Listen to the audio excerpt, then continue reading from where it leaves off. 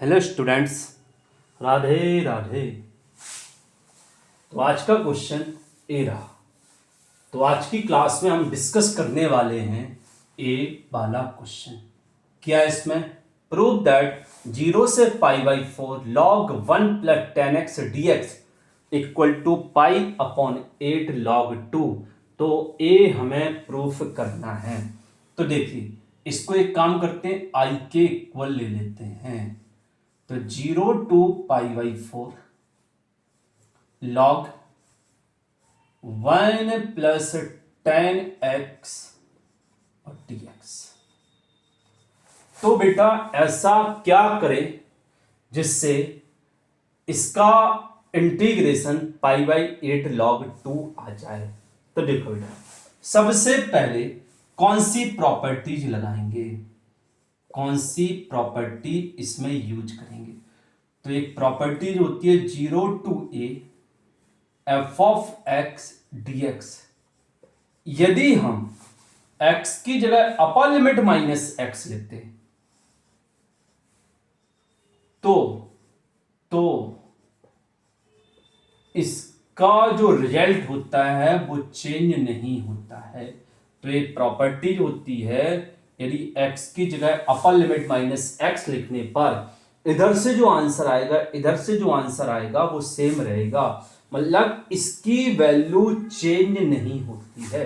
तो इसमें ये वाली प्रॉपर्टीज हम लगा रहे हैं। तो i इक्वल टू 0 to π/4 और log 1 plus 10 π/4 minus x. Clear बेटा? dx। इतना समझ में आ गया, इतना समझ में आ गया।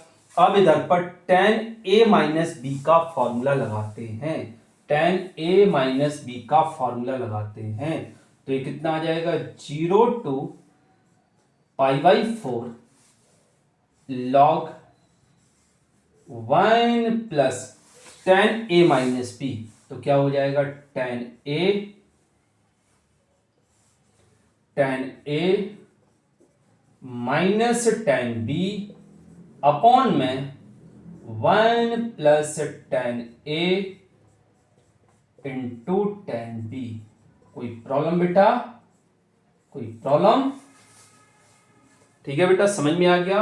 अब tan π/4 कितना होता है? 45 डिग्री है ना। tan 45 डिग्री 1, तो ये कितना आ जाएगा? i equal to 0 to π/4 log 1 plus इधर लिख लेंगे 1 माइनस tan x और अपॉन में 1 प्लस tan x dx। अब हम क्या करेंगे? अब हम 1 प्लस tan x एलसीएम ले लेंगे। तो देखना बेटा, equal to 0 to π/4 log bracket में 1 प्लस tan x एलसीएम ले लो। ठीक है, तो 1 प्लस tan x का इधर मल्टीप्लाई हो जाएगा तो ये आ जाएगा 1 प्लस tan x और plus 1 minus tan x। Clear बेटा? समझ में आ गया। tan x से tan x कैंसिल कर दो, फिर क्या बचा?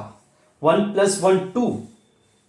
तो i इक्वल टू 0 से π/4 log 2 upon 1 plus tan x। Clear बेटा? समझ में आया? अच्छे से समझ में आया। अब देखिए बेटा, अब देखिए क्या करेंगे। अब इधर पर log m अपॉन n की आइडेंटिटी लगाते हैं। तो log m अपॉन n क्या होता है? log m minus log n। Clear बेटा? और ऊपर गए, समझ में आ गया। इसको हम इरेज किए थे। क्लियर बेटा?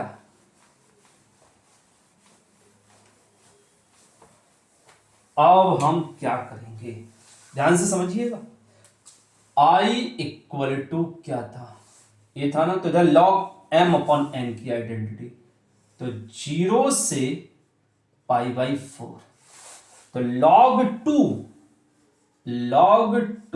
और dx। फिर माइनस, क्योंकि log m upon n, log m minus log n, तो माइनस, फिर 0 से pi by 4 log 1 plus 10x। समझ में आ गया बेटा? समझ में आ गया? अब आपको पता है कि a ऐसा ही तो दिख रहा है, क्या हम इसकी जगह i लिख सकते हैं? बिल्कुल लिख सकते हैं बेटा। तो i इक्वल टू log 2 आगे ले आओ, इनटू क्या बचा? 0 से पाई बाई 4 1 और dx, और इसको लिख दिया हमने i। ठीक है बेटा, समझ में आ गया सबको अच्छे से? अब ai इधर आएगा तो कितना हो जाएगा बेटा? 2i log 2।